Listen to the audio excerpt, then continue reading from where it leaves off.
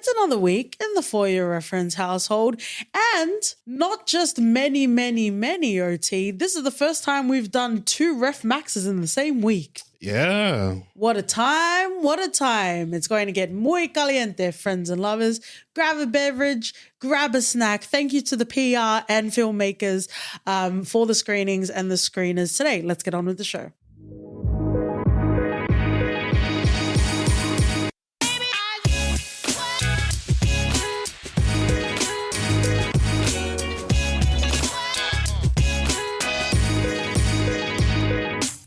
Friends and lovers, welcome to Reference Max, where we will be reviewing films from the South African Film Festival, Music Is My Life, The Fragile King, The Honeymoon, as well as Call Me Miles, the recently released HBO documentary Bama Rush, as well as a delightful, delectable, albeit social media of it all, influencer. Oh, we have a tasty lineup indeed. OT. Let's start off with the South African Film Festival. Thank you so much to Jasmine, Nicole, and the team at the Addicism, as well as the team at the South African Film Festival. Unfortunately, OT wasn't able to make it, but I went to the opening night. Tell us a bit about that. Oh, I will absolutely, if you let me get into some delicious detail first, if you don't mind, if you've missed the nasty. And we also were granted access to 3 screeners as a part of the film festival as well. The South African Film Festival is currently in its 5th year. It had in-screening cinemas from the 4th to the 11th of May, and the online festival started on the 11th, and it's going all the way to the 31st of May. Mm-hmm. It's very exciting. You know, even just in our recent sort of podcast feed, you'll notice that we do have some coverage in film festivals, and, Sydney Film Festival is coming up as well. So it's very exciting. Perhaps you could say we might be, dipping our toes into the most learned of spaces, OT. Something that I really saw as a point of difference that, was also very impressive as well is that the net proceeds from the hybrid festival support the not-for-profit Education Without Borders, providing life-changing educational programs for students from under-resourced and socially disadvantaged communities in the Western Cape of South Africa since 2002. Impressive. Yeah. Okay. Well, you wanted to get a tasty tasting of the opening night of the South African Film Festival. So in regards to that, I might as well just talk generally, and then we can, also go into some more detail about the actual film festival overall. It would have been really great for us to experience it together, but all in all, I had a great time. Not only was it the screening, even leading up to, there was a little bit of nibbles, a little bit of drinkies. In way of nibbles, there was catering provided from Mzansi Fusion, and it was really nice because I brought home, some tastings and the samosas, OT. It took me back.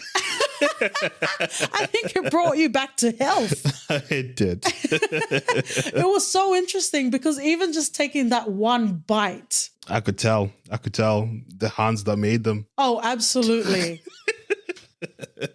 Oh, so many favorites in that tasting sort of platter, but I definitely really loved the donuts that was wrapped in coconut as well. It was a buzzing night. It was great. The opening film was definitely the way to open a film festival. It surrounded the life of Joseph Shabalala. And it was interesting because one of the producers, Judy Noke, was there. Oh, which was really exciting. And she gave a speech before the actual screening as well. Speaking of speeches, and before going to the screening, there was a raffle for 6 luxurious prizes. Unfortunately, we didn't win, OT. I'm not taking my side piece. We didn't win. So this was a really interesting documentary because it talked about the life and the ongoing legacy of Joseph Shabalala, as well as Ladysmith Black Mambazo. And literally, they talk about the Wu-Tang name generator. They should talk about the Shabalala name generator. Solid name. It was really interesting, especially for me, to to understand, because, we even did like an episode on, hip hop and how it's had a lasting impact around the world, even in my brown sort of communities, right? So it was interesting to hear not necessarily hip hop, but to hear about music that was created in times of labor of Black bodies in South Africa, in the mines, in the caves, for example. So there was a name for, this genre of music, and even the way that this music would be performed, it's very like hush, and it's like, very light steps because, the peoples be hearing it. There's certain peoples that shouldn't be hearing, your unfiltered truth and your unfiltered pain.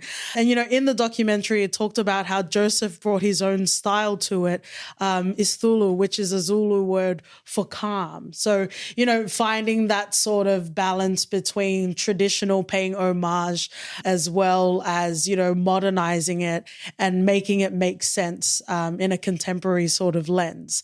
So it was really interesting. I wrote down a couple of quotes during the film as well.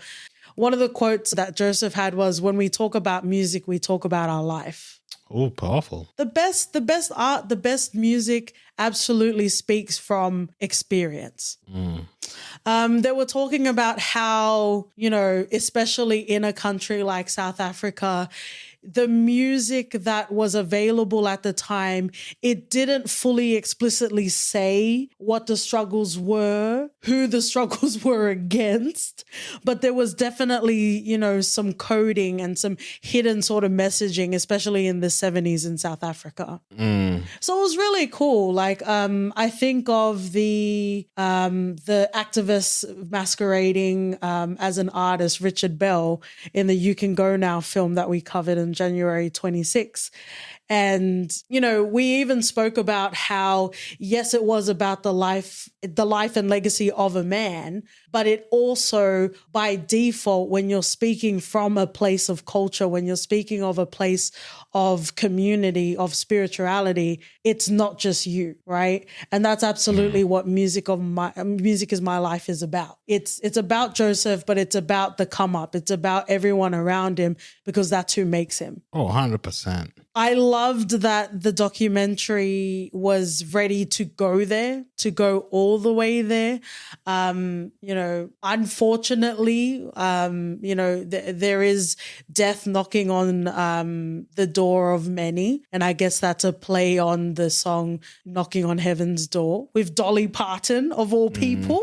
Paul Simon was also in here as well. Oh. Michael Jackson, it's just the lasting sort of impact. And they even talked about, oh no, I'm forgetting now. I might need to check my notes, but it was some sort of household, I think it was a food product that they used their voices and their music. So everyone in America knew them as, they already knew their voices before they even knew who the band was or the name of the band. So definitely a lasting impact. Winner, or I guess, Lady Smith Black Mambazo winner of 5 Grammys. And I guess also if we're talking about a place of realness, Joseph Shabalala was the first Black South African to record an album. Wow. Yeah, so a lot of history, a lot of detail. There were some moments that I thought was funny. We're talking about Joseph as well as his brothers, biologically, and also brothers in Lady Smith as well. And they were talking about the first time that they went on tour. I think it was a folk tour, and it was in Cologne, Germany, I believe. And, there's archival footage, and Joseph's like, oh, there were so many white people there. I didn't realize there were so many white people. And I thought that was very funny. And you're the only one that laughed?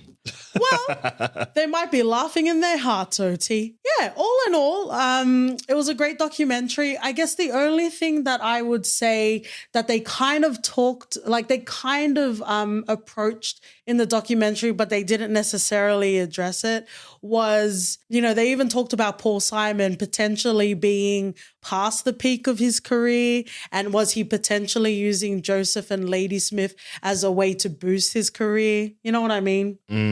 So I kind of wanted to dive a bit more into that, especially the optics of it all. You know what I mean?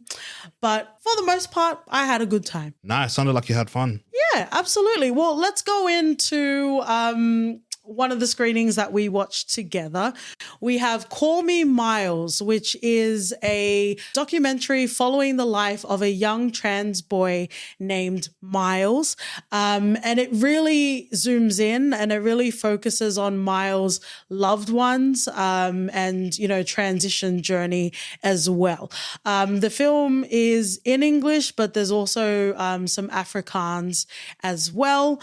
How did you feel about it, Oti?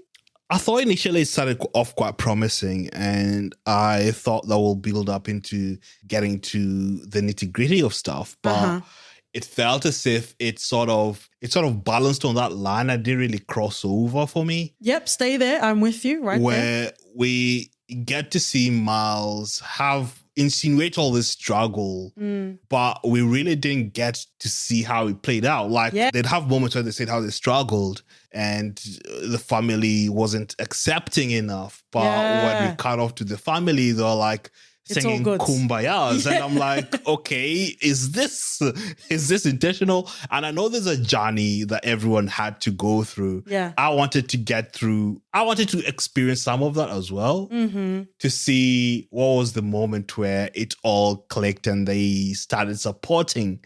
And because there's nothing wrong in admitting that there was an issue at the start, but we're humans and it's all about the journey, isn't it? Yeah, like whether it's fear, whether it's ignorance, like whatever it is, even your loved ones, even parents can be, at the helm of your pain, right?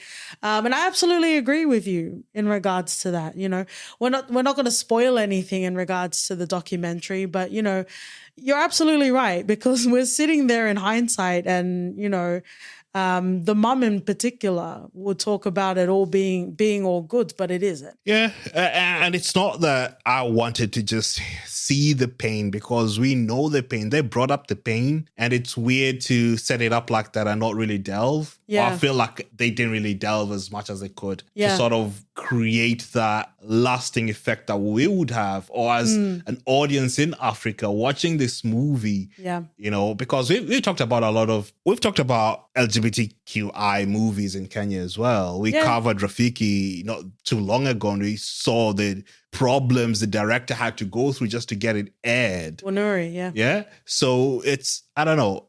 It should be a learning process for everyone to see this and to see, this is, there's a journey. Yeah. So I'll pick up off of that, because there are a couple of baby qualms that I had with this documentary. And I guess the first one is exactly what you're saying, because yes, we're all on different journeys, but it is the 2020s. And, definitely give me some insight, because you did give me some insight in the Rafiki episode, especially when it comes to queer issues in Africa. But I thought it was interesting that they spent a lot of time explaining, sexuality can be this way, just like gender can be this way. And I don't know, it might just be that Friends and Lovers, every year we cover Pride Month. I am the PI in the AAPI, and that month is almost over. So it may just be we are, on a different part of our journey of being allies and understanding the struggles and the unique life experiences of queer people. But I found it very interesting that, it was explained on a very entry level sort of understanding understanding of potentially what a young trans boy might be experiencing. I sort of appreciated that angle a bit more than you, I think, just because not everyone is vast. And I'm thinking, maybe I'm bringing my African mentality here. I think it's equipped with you everywhere, my love. A lot of this stuff isn't covered. So regardless of where our journeys are here, I think a Kenyan OT back in the day wouldn't be as well vast. Okay, I do get that. I guess the other baby qualm that I have with this documentary is there was no, as far as I could see, I might have missed it near the start. There was no reference, there was no trigger warning to self-harm and suicide. And whether they chose not to do it or not, they went into like detail, which if you're saying they're at the starting levels of explaining stuff, it doesn't make sense that they would go into really deep level of that. That's all I'm saying. But I kind of want to go back to what you were saying. So it's one thing in the way that information is distilled to give context to the audience, which we don't agree on, which is absolutely fine. But I think something we do agree on is, the best sort of documentaries are the documentaries where you can really face things and really go all the way. Miles was absolutely ready to speak on his truth, but you could tell, especially with the mum in particular, they weren't ready to talk about it, which is fine, but then it just feels like we're withholding in the documentary. Yeah, it felt a bit like Beba. You know what? I was about to mention it too. But as our fellow correspondent, it's good of you to mention that as well. But if this is, I guess the way to say it is, if Call Me Miles is going to be a way to open dialogue, to shatter stereotypes, and to allow the path of healing, then I'm all for it. Let's move on. This is a film that I had the opportunity to watch, one of the screeners as well. This is called The Fragile King. It's a coming-of-age film set with a young boy, a young white South African boy, and it's in the trailer, it's in the description, but I won't go into too much detail. But unfortunately, he loses his mum and he has to live with his grandfather. I haven't watched a lot of South African cinema, but I will say on this specific podcast, we had our beloved friends from Film Busters and we covered District 9. And that's kind of my standard, to be honest. I understand that every country has its, specific sort of conflicts and, ongoing, unspoken pain and struggles and legislations that continue to oppress. I understand that. But what District 9 achieved is what I expect to see. So only the best movie ever made sort of level. Well, I guess so. I guess so. The only reason why I mention that is, this is focusing on a white South African young boy. And there are Black South African people in it, but they're in like servitude sort of roles. And right? There's even a moment, and it's not that serious, but the optics of it, Michael's mom, they get an eviction note. And obviously, understandably, she's very upset.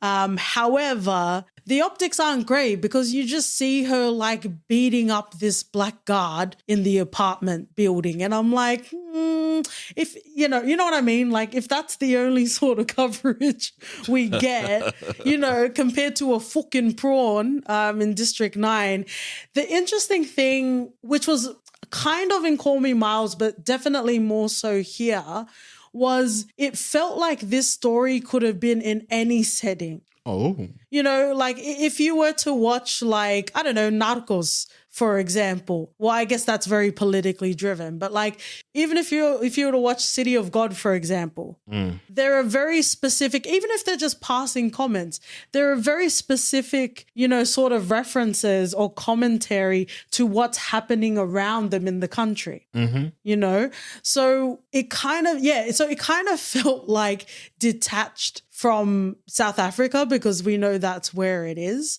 which I don't know if that was like a creative choice, but there wasn't any sort of fantasy element. But again, I'm not necessarily sure of what the climate is in South Africa. But the point is, it didn't feel super specific to where it was set. And because this is a coming of age, it kind of just relied on the story. You know what I mean? Like we weren't living and breathing in the context of a world. And in regards to the storytelling, there was no levity at all.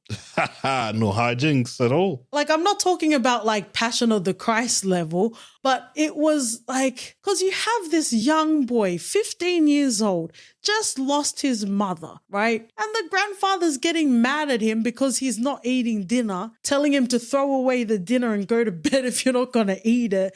Like, and then like there were just moments in this film where I'm just like, can we exhale? Can we breathe?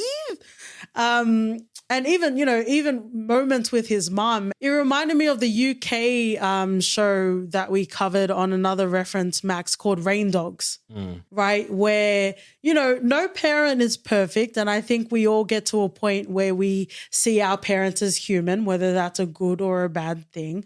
But there's so much reliance on the kid to grow up and definitely be forced to or choose to forgive the parent and also take some of that parenting role on themselves. So friends and lovers, I am so happy to dive in the waters of sad, of like really deep shit, but like give me something to hold on to, which is kind of what I also said in another Ref Max with A Man Called Otto. Like I just wanted a Sam Neill situation, like a Hunt for the Wilder People sort of situation, but I got Tom Hanks and A Man Called Otto. Wow. Well, let's round off the South African Film Festival with a rom-com. OT, our correspondent, joining us here. Oh, the honeymoon. The almost honeymoon. It's in the trailer. It's also in the description, friends and lovers. So this isn't a spoiler, but we have the main character, Kitty, who's a talented fashion designer. And unfortunately, I'm even just remembering the circumstances of this, but her fiance dumps her. I think it's the day before they're supposed to get married. And then she ends up using that sort of honeymoon getaway with her two best friends. It was a lighthearted, hilarious movie, with characters for every sort of person to cling on to based off your personality or whatever you like. You'd find them in this movie. Yeah. I gravitated more towards Lou. Yeah. Just because she seemed to be the only one with a level head. And are you Lou or are you the husband? Oh. Or you just sit in the corner watching both of them? I think a bit of both, man. I don't know, there are Knoxes out there, but this movie was fun. Yeah. It didn't take itself too seriously. It had moments where you'd think that you'd want to shake the main character to just fucking grow up. Get your senses together. Come on now. You're not 18 or some shit. Well, I guess it's the equivalent of being pussy whipped, right? I guess so. It's hard to imagine characters that are so far removed from their center that they would, just cling on to the whims of a man despite everything that he tells you. Yeah, no, but like, regardless of gender, to love fully, to love truly is to relinquish some level of control. And sometimes that sometimes that level of control can make you look like a fucking clown. And that's the point. Yeah, but it does. You wouldn't follow me around like a little puppy dog? Depends if I'm tied up. Oh my. Welcome to Ref Max After Dark, friends and lovers. No, just welcome to Billions. Giamatti up in here. No, but seriously, I think it did bring up a lot of things that you could find, things to talk about in the movie as well. Yeah, but it's also fun. Yeah, like it's nice to have fun. It was fun, and to see them travel to Zanzibar, hear some Swahili in my ears. Oh, that's why. Why did he sound Jamaican though, the guy? Yeah, I don't know, not everywhere. Let me find out you're Kenyan through Jamaica, Oti. Oh, yeah. But you know what I also loved about this film as well? It felt very specific to South Africa. It did. Like even the slang, we didn't understand specifically, but we got it. Mm-hmm. We understood it. Mm-hmm. It was cool, man. It was a lot of fun. Everything OT takes from it is the East African influence, but okay. Whoop, whoop. It was really cool. Like, they definitely tackled on some themes, but it always stays cute and light and tight. It did. Speaking of cute and light and tight, after this recording, friends and lovers, we're off to watch the second season of Young, Famous and African. There you go. I am learned in South Africa, OT. Mm-hmm. Thank you again to Jasmine, Nicole, the team at the Addison, as well as those that are organizing the South African Film Festival. You can still buy online passes in Australia and New Zealand to the 31st of May. Nice. Ooh, are you ready to fly out of the motherland and fly into Alabama? Oh, yeah. Well, that's where we're going, OT. Strap in. Thank you to the team at Binge. This is also a Max original that has just come out. Thank you so much for giving us early access to the screener. It was interesting because when this came through, I was trying to understand what it was about. And then I Googled it and I still didn't understand what it was about. But in a crux, this documentary film surrounds the University of Alabama, and it talks about the sorority recruitment known as Bama. I'm saying Bama as Obama, but if it's Alabama, then it's Bama Rush. How does our correspondent say? Bama Rush. Oh, very nice. Mm-hmm. Michelle Bama Rush? So it's an age-old sort of tradition in the University of Alabama, but recently it was getting a lot of traction. It was getting very viral on TikTok. I think they also talked about on YouTube, there's a well-known influencer as well that records, her being as a part of the, sororities as well. So no spoilers. But what were your thoughts on this documentary? I felt conflicted. At one point, I felt that I understood what the director wanted to show us. And towards the end, I sort of lost that. It felt that there was a lot of moments where she would have covered a lot of deeper insights that I thought she already laid out, but didn't really dig into it at all and just left afloat. And I was wondering why that was. Okay, so to clarify, the filmmaker, Rachel Fleet, she has alopecia. And I guess if you already know her, that's not a spoiler, but it does get revealed in the documentary. And she, like OT's saying, she makes parallels throughout the documentary film of these young women, being pressured and feeling the pressures during Bama Rush. And, her struggles of hiding the fact that she wore a wig and that sort of thing. Yeah, because at the end of it, I felt like it was a discovery for her, to her journey of, getting to an acceptance level of whether or not she wanted to wear a wig or not. It felt like oil and water. It felt like her struggles with alopecia didn't necessarily correlate or translate directly to the young women in the Bama Rush. Yes. And I could see what she meant by trying to draw parallels, but it felt so different. Yeah. And it's okay that they're different. And it's okay. Yeah. It's 100% okay. I think I just wanted her to dig a bit more into the stories that she did uncover. We get to, I don't want to put a spoiler because I think it's quite interesting for you to all go in and watch this. There's things that they uncovered that happened to, people there, and it was just left like that. And I'm like, no explanation on anything. Not even a follow-up question. Yeah. And we just left with our own devices. I'm like, okay, cool. Yeah. What was the point of even letting that in, If I can lay out, I guess, something, not that I need to work on, but something that I'm very aware of, this sort of sorority it doesn't necessarily resonate with me, That's probably why I didn't like Legally Blonde. That's a shock, friends and lovers, if you're new around here. But the whole like recruiting and sororities and that sort of thing, it's definitely not a world that I understand. But even then, I don't find any sort of universal themes to resonate with. So that's something that potentially that it wasn't the fault of the documentary. It was more that, okay, I need to focus more so I can get something out of this documentary, right? But even then, exactly what you're saying, because it kind of just felt like it was following a day in the life of, they talked about a lot of secrecy in the sororities. They also hinted to potentially, a secret sort of society. So from that point of view, you can understand that potentially there might have been constraints that Rachel couldn't work around, the filmmaker. Maybe in order for her to be able to interview these young women, she couldn't dig too deeply.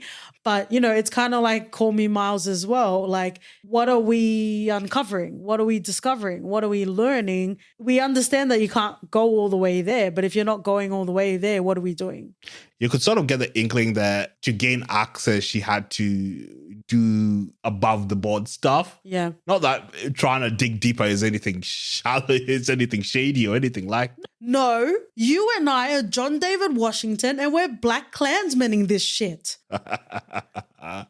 Yeah, but it was wild. I think at the end, it was interesting to see how much effort people go through to get into these sororities and how much it takes up of their time and life. And just, it's a whole new world I didn't even know bloody existed to this extent. Well, it's like, because you know how, well, I don't know about in Kenya, but like, well, maybe it's just where I grew up in Western Sydney.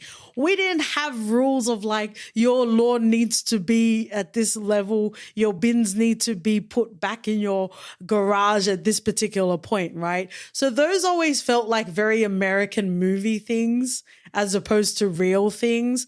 But like the fact that that feels egregious, but after watching what the sort of hoops that these young women go through to get into sororities, it kind of just slides into, it's so interesting because it's like belonging is also being controlled. And I don't mean that in like a alert all of the web pages sort of view.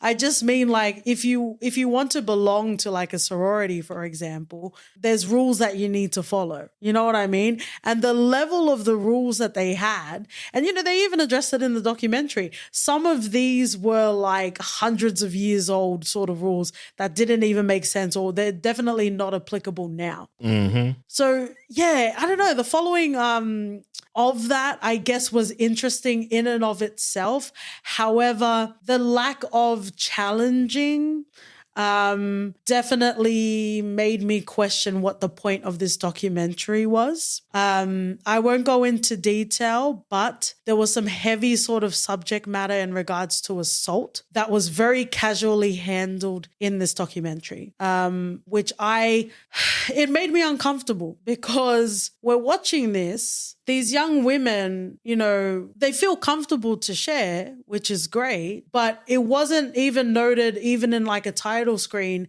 that they were being supported, Some of the young women already talked about, getting services, whether it's therapy or having access to resources. But what did the documentary do in particular upon learning that? You understand what I'm saying? Yeah, I hear you. I think also another aspect of the documentary that left me wondering is the Black factor. You know what? I think to just break the tension, not that we have to give you levity, friends and lovers, but, we talked about, no, I think it was in a Patreon show, but, we've even mentioned it on the main podcast about Kamau Bell's We Need to Talk About Cosby. His new documentary is great. Yeah, because it delves into the sort of interracial people and what that means. Yeah. And so I guess as a tonic, watch that after. Yeah. Because this will raise some questions. And I think Kamau does a good job to sort of let other people explain it. Yeah, and it's just interesting the way that it was explored. It was touched on. I think, even I think the thing to say about Bama Rush were it wasn't deliberately ignoring, issues, whether it was to do about race or whether it was to do about the vulnerability of young women, but it could have gone further. The same way with the way that they kind of addressed race. They had, some mixed young women that were interviewed, but they never really dug deep into it. Mm. Well, those particular people do raise other questions as well. So it's definitely. Who are you fighting, Oti? I'm not fighting. I'm just saying. Who are you fighting? I'm just saying. But do you want a revolution? Nah, Kak Franklin will let me in on this, man. Okay, well, let's move in to our last and may I say, my most excited on the docket today. Thank you so much to writer, producer, filmmaker Curtis David Harder for reaching out to us and providing us with a screener for his upcoming film, Influencer, that will be available on Shudder US as well as Shudder Australia on May 26th. Ooh. Wow, he even got my hoo inside of a Ref Max. That's special, innit? We are very excited. Again, thank you so much for access to the film. We're going to talk a little bit about it, but I'm just going to say right off the top, grab some popcorn, grab a beverage, and watch this film. It's fucking ace. It is ace. Influencer probes the disparity between online facades and authentic living, while masterfully unveiling exciting twists through brilliant performances that enrich the narrative. Oh, seems like you were front row in your best friend Elon's dick ship. Best $10 spent. That's where it went. Use OnlyFans like a normal person, OT. I absolutely agree with you. Influencer is able to cut through competition by delivering compelling visuals, tantalizing arcs, and villainous commentary. A thrilling ride in what makes us human, perfect, and unhinged. Woo-hoo! Yeehaw! Oh, this was a wild ride. I really didn't know what to expect. Even when we were talking about Bama Rush, the documentary about, sororities and all that sort of thing, when it comes to films that cover, like, I guess, social media and, influencers and how that feeds into the psyche and that sort of thing, we've definitely seen a lot of these sorts of films. So I guess, there's definitely the understanding of, there is a popular sort of genre within the genre. But I was able to get this film straight away. Like, I don't think it was, distancing in a sort of way, like we're the hot people and you watching are the ugly fucking ducklings. Like, you know what I mean? Like, we were able to just key in to the film. I think right off the top, I just want to lay love and splooshes to the cinematography and the directing and the visuals of this film. Right. And the pacing. We don't talk about pacing enough. Yeah. Because it makes or breaks a lot of the things we watch. Yeah. It was like Bohemian Rhapsody. And I'm not talking about Rami Malek's Bohemian Rhapsody. I'm talking about the OG Queen song where you have keynotes, tonal changes and shifts within the same song. Like, I was feeling that in this film, not that you're losing interest, but when you're ready, and you're riding on this adventure, you switch positions and it feels great. It intensifies it. Oh, wow. You've been getting a whole different experience, bro. Well, there are many roads to being an influencer, OT. Oh, clearly. No, but you're right. Like, it served up something fresh each single time that you thought the story was going one way with pivot. There's, like, I thought the characters that I thought wouldn't play such a big part in the whole sort of narrative, but they do, and it works. Yeah. Wow, I was pleased by this. I think it was such a great way in which it all unfolded. Yeah. And even the end, I remember shouting at you. Well, not at you, but shouting that it shouldn't end in a certain way because I would have lost it. Yeah. I would have lost it, but... You mean Lindelof lost on an island? Is that what you're saying? Oof, no one can be that lost. No, I absolutely agree with you. And you know what was really interesting about Influencer is it didn't need to speak to greater sort of scenarios outside of the world or the matrix that was built inside of Influencer. It didn't need to have any sort of social commentary.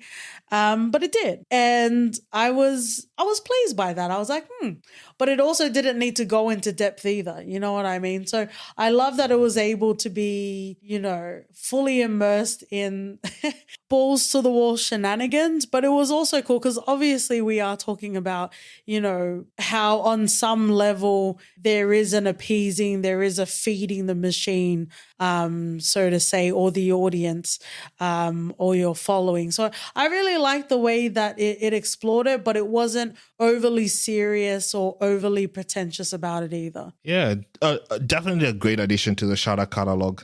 Yeah, I have no notes aside to say I think this will be a great double feature with Infinity Pool. Oh, right. Yeah, it would be. It would be. I think this is the entree and you can finish off with Infinity Pool. But wow. Thank you so much, Curtis David Harder. And congratulations to the cast and crew in the making of Influencer. We had a fucking cowboy of a time.